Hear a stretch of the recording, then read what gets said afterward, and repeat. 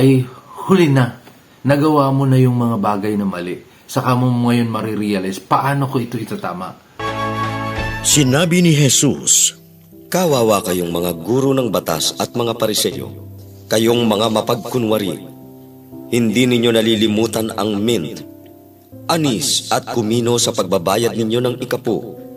Ngunit hindi ninyo tinutupad ang pinakamahalaga sa batas, ang katarungan, awa at pananampalataya. Ito ang nararapat isagawa na hindi kinakaligtaan ng iba. Mga bulag na taga-akay, sinasala ninyo ang lamok, subalit nilulunok ang kamelyo. Kawawa kayong mga guro ng batas at mga Pariseo, kayong mga mapagkunwari. Nililinis ninyo ang labas ng plato at kopa, ngunit pinupuno naman ninyo ang loob ng pagnanakaw at karahasan at binabasbasan ninyo ang mga ito. Bulag na Pariseo, linisin mo muna ang loob at lilinis din ang labas."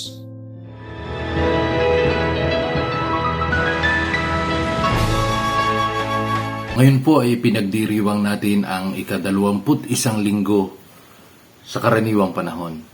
At ang narinig nating iba na ebanghelyo ay ang pagpuna ng ating Panginoon sa mga Pariseo. Nililinis ninyo ang labas ng tasa pero ang loob ay marumi.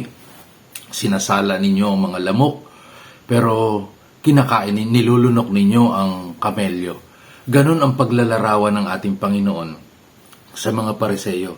Kasi ang gusto ng Pariseo ay magmukha silang kabanal-banalan, kalinis-linisan. Pero ang totoo, yung kalooban nila ay pinapahirapan nila ang mga maliliit na mananampalataya. Samantalang sila ay gumagawa ng batas na hindi naman nila sinusunod. At yung mga batas na iyon ay nananatiling nagpapahirap sa mga maliliit na mananampalataya. Mas mahalaga sa inyo ang mint, anis at kumino. Hindi ko alam kung ano yung kumino. Pero itong mga ito ay nalilinya dun sa pampalasa. Mas mahalaga sa kanila yung mga maliliit na bagay. Pero ang kinakalimutan nila ay ang pagmamahal, ang awa at habag ng Panginoon. Yun yung mahalaga. Parang yung maliit na bagay ay pinagpapalit nila sa mas importanteng bagay. Dahil lang sa payong, bibili ka ng milyon-milyong kotse. Diba? Nalimutan mo yung mga tao sa paligid mo na nagpapataya na makakumita lang ng 1,000 piso, di ba? Nang hold up, ibinubuwis ang buhay, magkaroon lang ng laman, ng sikmura. Nakakaawa ang ganung mga pangyayari. Nakakaawa yung mga ganung nasa paligid mo, samantalang ikaw ay nagkakamal ng limpak-limpak. At gagastusin mo yung limpak-limpak na yun dahil lang sa payong. Mga kapatid, tandaan po natin, hindi lamang itong mga nagdadanas ng hirap ang dumadaan sa pagsubok. Kahit ikaw, na santambak ang pera mo, santambak ang kotse mo, dumadaan ka sa pagsubok. Sinusubok ka ng Panginoon kung ikaw ay mapagkakatiwalaan sa ganyang kalaking halaga. Kung ikaw ay kumita sa magandang pamamaraan, kung ikaw ay kumita sa magandang pamamaraan ng ganyang kalaking halaga, sinusubok ka ng Panginoon kung kaya mong i-handle yan sa magandang paraan.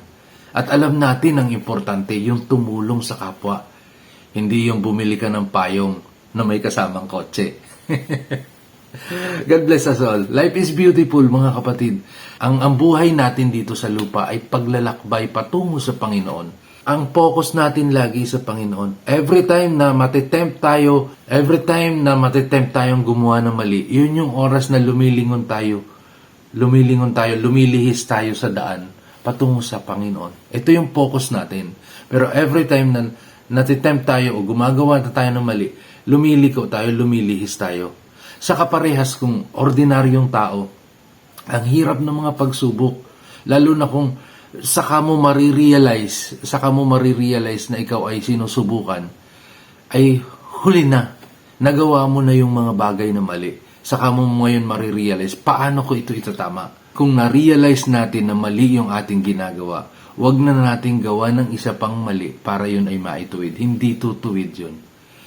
Kailangan kung mali na ang ating nagawa, gumawa tayo ng tama para ito'y maituwid. Naalala natin yung si Mateo, maniningil ang buwis. Kung may nadaya man ako, ibabalik ko ito ng makadoble, mga ganon. Doble, isoli ko ito at dodoblehin ko pa. Grabe, ganon yung pagtutuwid. Nasa tamang pamamaraan. Hindi yung lumiko ka na nga, ililiko mo pa rin.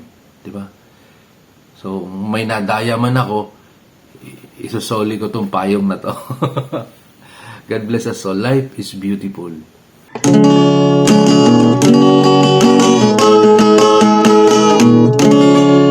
Sa pinto ng puso, naroon si Jesus.